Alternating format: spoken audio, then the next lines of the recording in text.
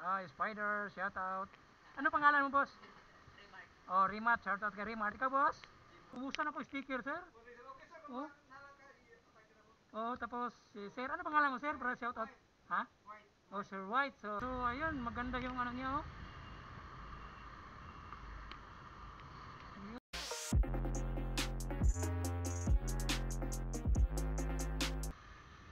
Hello, good morning everyone.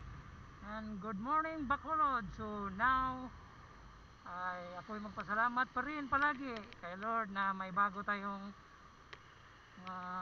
buhay na naman na binigay niya sa atin pang araw-araw, at saka ito ay blessings na rin sa atin. So ako'y nagpapasalamat po sa lahat ng mga supporters ko at doon sa mga bagong supporters at saka sa nag-share, nag-view. Maraming salamat po sa inyong lahat. At sa ngayon guys, yung umaga guys, may maaga tayong blessing dahil may order naman yung client ni ma'am. So hinatid natin yung item at saka pinick up. So ngayon guys, dadaan tayo guys sa ano guys, sa shop. So titingin tayo ng gulong para sa motor natin. So kailangan ko na palitan, saka gusto ko rin yung bago na rin. Dahil 1 year na po ito, pero okay pa naman yung gulong natin. Pero in-upgrade ko lang dahil motor natin, tapos para mabagay yung sa gulong niya. At saka titingin tayo ng magandang quality kung mayroon tayong makita na stock dito. So habang wala pa yung isang pipick upin natin, so nag-antay tayo ng go signal. So dadaan muna tayo dito, magtingin muna ako ng gulong, sayang ang oras. So sulitin muna natin, so kung sakto, kung matapos, so mag-go na tayo doon sa So dito guys, may nakikita ko dito guys, ito lang yung nirecommend ng katropa ko dito daw, CB Supply. So dito yan makikita natin guys. So dito tayo guys sa STB Tire Supply. Sa STB Tire Supply. So titingin tayo guys ng gulong guys kung anong pwede kay click natin kung available ba siya. Dahil magpapalit tayo ng gulong, so from stock, ito yung stock natin guys. Bago pa naman siya pero kailangan natin palitan para medyo haba. Sir, good morning sir. Okay lang sir, ma-vlog sir. Kasama ko sa vlog. Sige po, sila po yung staff. So sir, ano po yung may pinili kayo sir? So guys, wala silang pinili guys. So ano po? Kursa no? Kursa.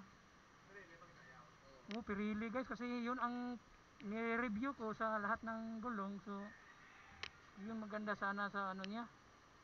Sa Pirelli Kursa, okay naman yung Kursa. Kasi lang Pirelli. Walang Pirelli. Ano sir? Ha? Ano size harap mo sir? Size mo sir? Ang ilagay ko sa harap 90-80. Tapos likod 180. Tama di ba? Pwede.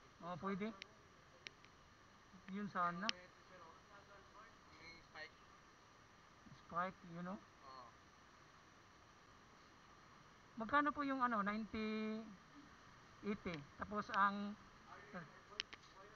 check lang natin guys, magtanong ng mga tayo. At saka may sila guys, may machine sila guys.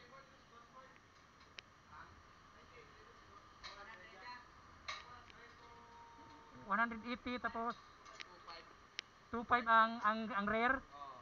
ang 180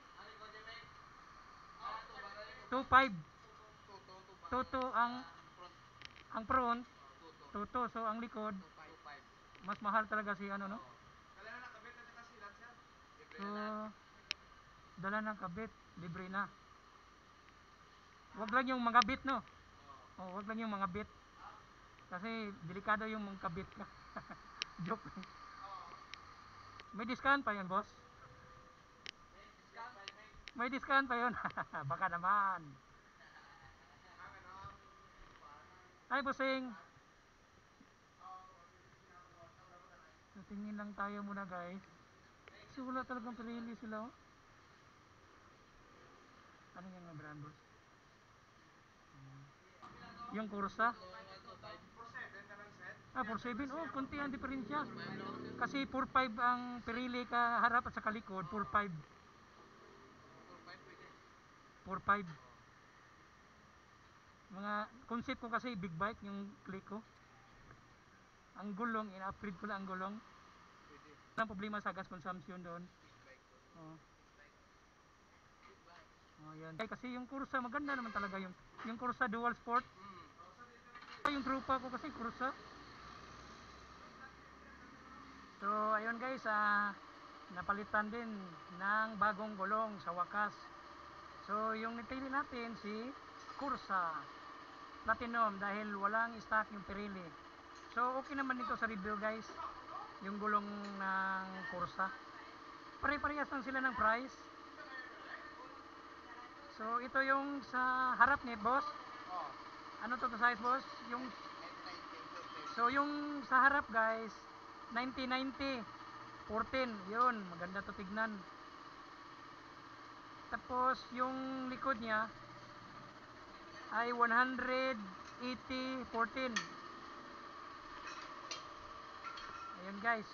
Tapos hindi naman tayo maano paggamit ng motor, yung mawaldas, mawalwal. Kasi ganun talaga ako eh. Pag sa mga gamit, hindi ko talaga ano yung motor, inalagaan ko talaga. Tapos susulit na rin kasi mag 1 year na. Tapos okay pa naman yung gulong pero kaya lang ako nag-upgrade kasi para mabagay sa itsura niya. Para tataas konti. Oh. So shout out natin guys sa mga ano dito yung nagkabit. So ano sila mag-assist guys. Sulit yung assist nila yung pag-entertain. Tapos kung magtanong ka, may ipapayo sila dahil sila nakakaalam sa ano eh, yung pagkabit.